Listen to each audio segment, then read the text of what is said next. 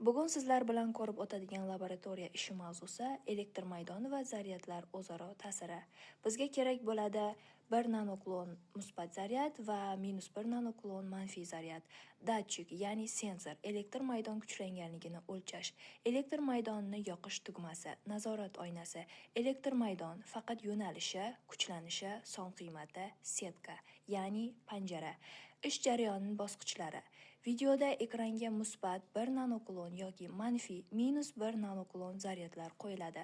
Har bir zaryad o'z atrofida elektr maydoni chiziqlarini hosil qiladi. Musbat zaryad chiziqlari tashqariga yo'naladi, manfiy zaryad chiziqlari esa ichkariga yo'naladi. Elektr maydonini ko'rsatish. Elektr maydon belgisi yoqilganda maydon chiziqlari paydo bo'ladi.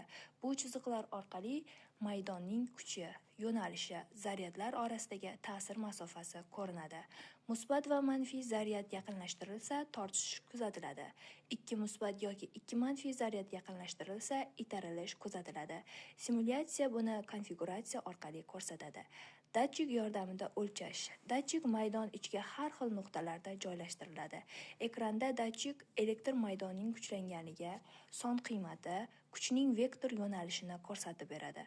Bu orqali zaryadlardan uzoqlashtirilgan sari maydon kuchi kamayishi kuzatiladi. Bugungi laboratoriya mavzusi elektrlanish, kiyim va shar bilan tajriba.